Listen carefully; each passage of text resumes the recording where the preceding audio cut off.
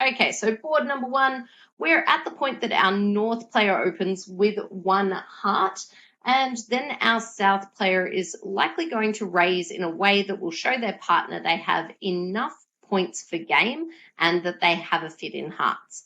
Now, if this is the case, the north player's job is to add partners maximum of about 15 points to their 16-point hand. Now, if this is the case, what it means is that the partnership's combined assets are going to be sitting at around the 31-point mark. Now, this puts us firmly in the dead zone. We're going to have enough points to easily make a game contract, probably with an overtrick, occasionally with two overtricks. But the problem is we don't have enough to actually commit to go looking for a slam contract because we're in that dead zone area. So North, if they've got the information that their partner has about 13 to 15 points, their job is to actually just simply stop in game and just be happy being in a game contract and not go on any further, or they'll find that they're going to be too high in the bidding a lot of the time. Now, there is an alternate way that the auction might go, which is, for instance, if it was actually North who limits their hand first, that could be in the way that they either open with one no trump, or they might, for instance, start with one heart, and then if your partner bids two clubs or something, they might limit their hand that way and actually have a way of showing their partner they've got more like the 15 to 17-point range. Now, if it's actually North who limits their hand, and then it becomes South who is the player who is making the decisions about how high to go, they can use that same maths logic in reverse, basically. So if I'm the South player and I'm sitting there thinking that my partner has 15 to 17 points, I shouldn't be counting in any shortage points because I've got honours with my doubletons. And what that means is that my 13 opposite partner's 15, it's only going to be 28, which is not enough for slam. And at the most optimistic, if partner's got 17 points, that's still going to be 30, which is not enough for a slam contract again. So it's really important that we are able to put on the brakes in this partnership, and whoever is the ultimate player who's making the decisions about how high to go realizes that the combined assets of the partnership are sitting firmly in the dead zone and that we do not have enough points to go onto slam. So well done to the partnerships who managed to stop in 4 hearts. Let's close up board 1 now, and we're going to move across into board 2. So using the close button at the top right of the replay area, and we are now clicking on the blue TV icon next to board number 2. Now on board number 2, our dealer is the East player, and they've got the perfect hand for a 2 no trump opening, or however you go about showing your partner that you've got sort of the 20, 21, 22 point balanced hand. Now, with the West hand here, this is a very extreme situation. It's not too often that you pick up 19 points and your partner opens the bidding, let alone actually starts off with something showing so many points. Now, one thing we didn't cover too much was what you need for a Grand Slam. And for a Grand Slam, you typically want to have 37 or more points in your partnership. Now, if you're sitting here with 19 points yourself and you know that your partner is a balanced hand with 20 to 22, you guarantee that there's basically no points missing for your partnership. Now, in terms of what to do next, because partner's balanced and you're balanced, and you know that pretty much the only outstanding card might be a jack, what we can do is we can actually cement the contract in no trumps. We don't even need to do anything like looking for a spade fit. Because we've got so many points, we know we've got the ace, the king, and the queen in every single suit. It means we can just go with a no trump contract, which it looks like everybody around the room did. Everybody played in no trumps, so well done there. I think that somebody might have tried to use Grand Slam quantitative no trump, and maybe their partner wasn't on board with that, or potentially was asking for kings. But in all honesty, you don't even need to do that in this auction.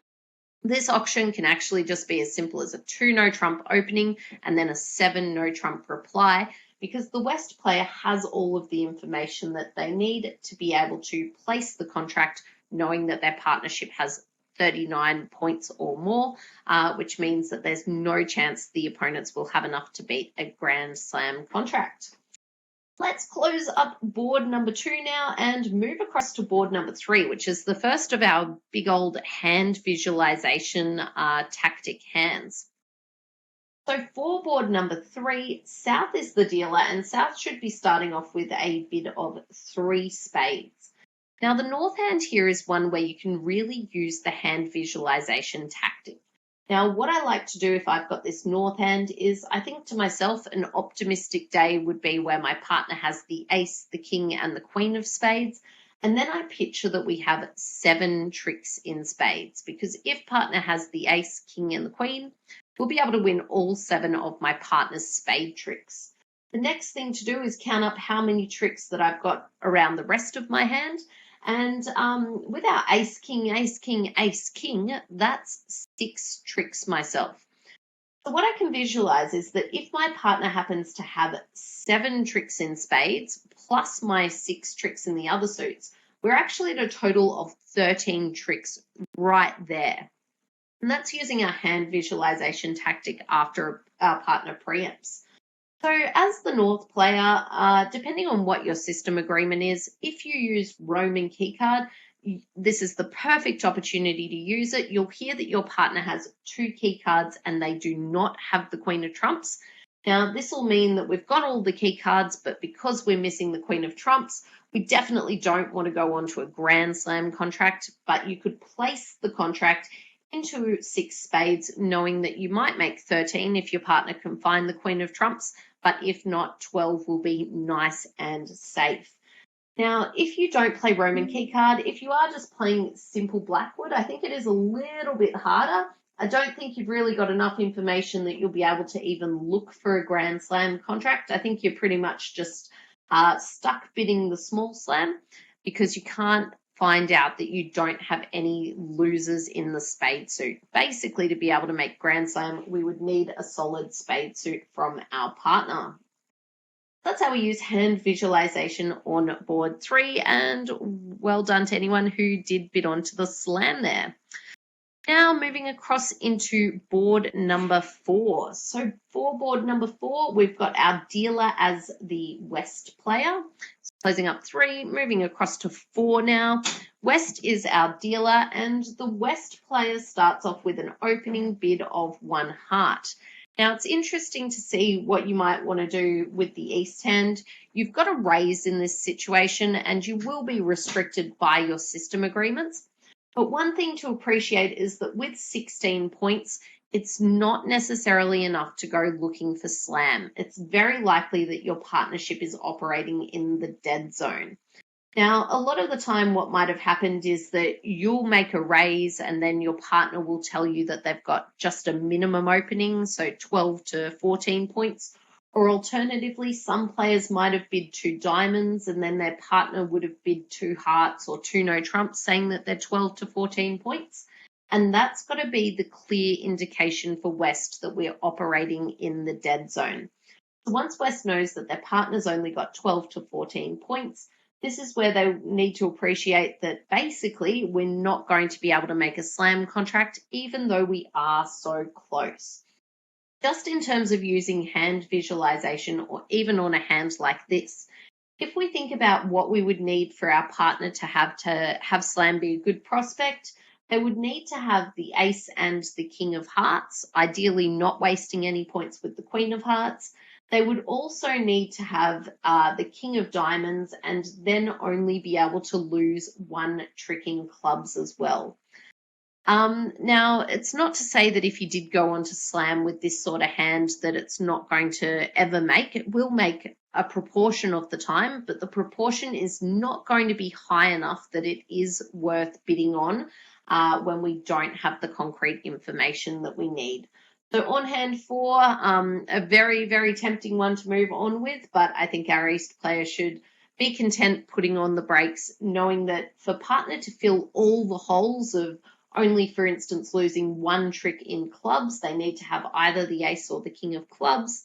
Then they'll want to have that diamond plugged up with the king, and then also having the ace, king of hearts. It's going to be asking a reasonable amount. It kind of needs perfect cards from our partner, which is a little bit too hard to find. Now let's close up board number 4 and we're going to move into board number 5 now. So for board number 5, we have our North player as the dealer who's going to start off with an opening bid of 1 no trump, showing that they've got the 15 to 17 points and a balanced hand. Now, as the South player, this is an interesting position. Whenever you do have a 6-card suit in a major, you know that your partnership has a fit.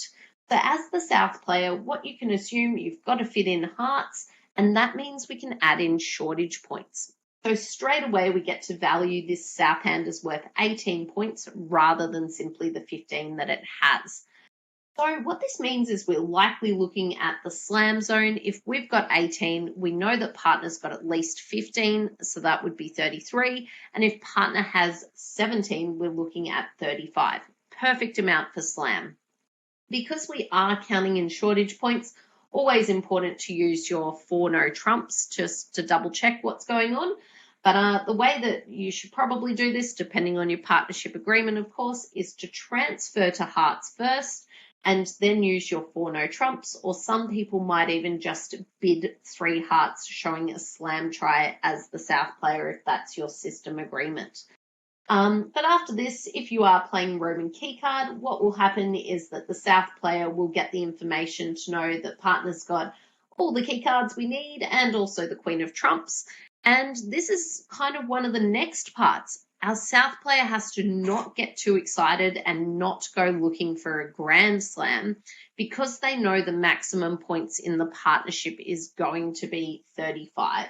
And we need 37 or more to look for a grand slam. The South should just be happy and content playing in a small slam.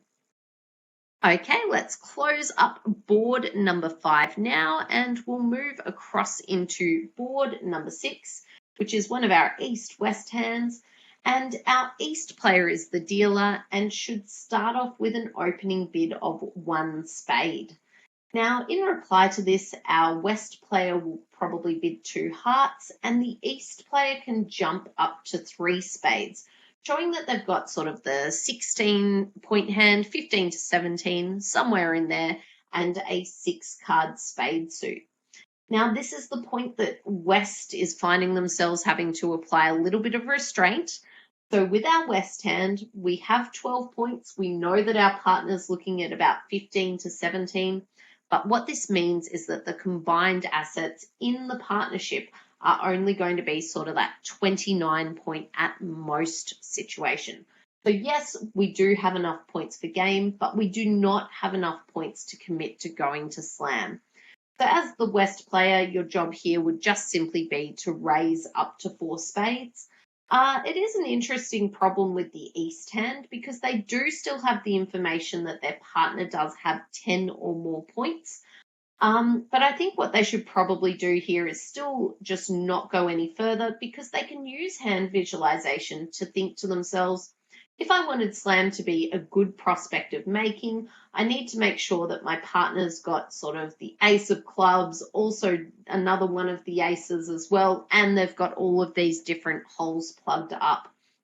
So what that would mean is that for your partner to plug up your holes in diamonds and clubs and potentially spades, and don't forget they need to plug up all of them but one, they would have needed to have a significant number of points, and if they had those points, they would have gone looking for slam themselves. Let's close up 6 now and move across to board number 7. So for board number 7, our South player is the dealer, and our South player will be starting off with one of a minor suit opening, and then this extreme North hand just needs to make sure that they take it slowly. There's no need to jump around in the auction at this stage. They can simply start off with a 1 spade bid, calling the higher of their 5-card suits. What will happen next is that they hear a 2 spade reply from their partner. Now, at this stage, that's the perfect thing they wanted to hear. They can use Roman keycard, or even if you're playing simple Blackwood, you are going to get the answer that your partner's got 2 of those aces. Now, this is such important information for hand visualization. What I like to do if I'm the North player and I hear this information from my partner is I pretend that I throw out my 8 of spades and make that into the ace. That means that my hand has no losers in spades. I also throw out the 8 of hearts and make that into the ace of hearts. And that means we've got no losers in hearts. And of course, we've got such great strength in our other two suits and basically no losers there. Now, in terms of the safest contract to bid, the safest contract would be 7 spades. And the reason for that is that you may need to trump the final diamond. If your partner had shown a balanced hand in some way, maybe you kind of give up on that and just play 7 no trumps. And congratulations to the table who did bid 7 no trumps. But 7 spades should be a pretty clear make because you know you can draw trumps, play out your diamonds, and if you really need to, you can trump a diamond. But really important to use hand visualization when you do hear your partner's reply to 4 no trumps. Let's close up 7 now and move across to board number 8, which is a preemptive situation. So it's pretty likely we're going to have our West player open with 3 diamonds. And then as the North player's hand, I'd probably just be overcalling 3 hearts. I don't mind a double, but I'd probably personally just overcall 3 hearts. Now, as the East player, you've got a clear pass, and South has a raise onto 4 hearts as well. Now, this presents the North player with an interesting situation. They've got quite a good hand, but they definitely don't have a hand which is good enough to move on to slam.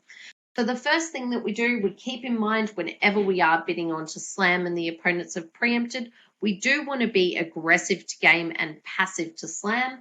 But also don't forget if the opponents preempt and you've got 2 cards in their suit, and that does not include the ace or the king, you really don't want to go on to slam because you can't guarantee that they're not taking 2 tricks there.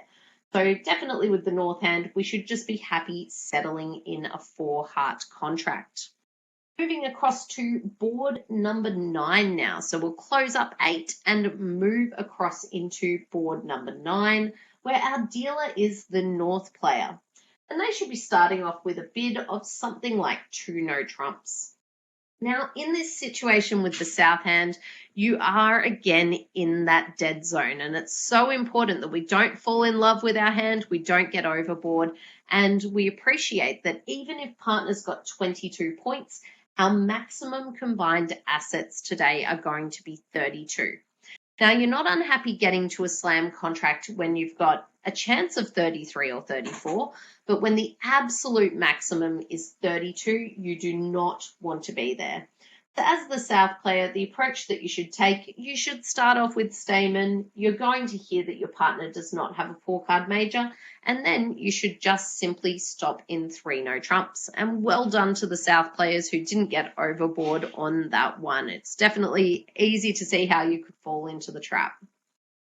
Okay, let's move on to board number 10 now. This one wasn't my finest moment, that's for sure. So we've got our East player as the dealer, and East will start off with a bid of 1 diamond, and then our West player can call 1 heart, and East should follow up with 1 no trump. And I'll put a disclaimer, a lot of people would also open 1 club on the East hand, but they're going to have that similar 1 no trump bid either way. Now, as the West player, really important not to get overboard here. You've got 15 points, and with partners 12 to 14, this is going to put us in the dead zone. We're not going to have enough for a slam contract. We will have more than we need for game, but it's not enough for slam, so you should just be bidding for hearts. And well done to all the West players, because it looks like nobody fell into this trap here, and everybody did go onto 4 hearts. And other than me, who tried to be a little bit greedy and paid some consequences, everybody made 10 or 11 tricks. Let's close up board 10 now and move across to board number 11. So as the South player is dealer, they will pass, and West should open with a bid of probably 4 spades, showing an 8-card suit, usually pretty good suit quality.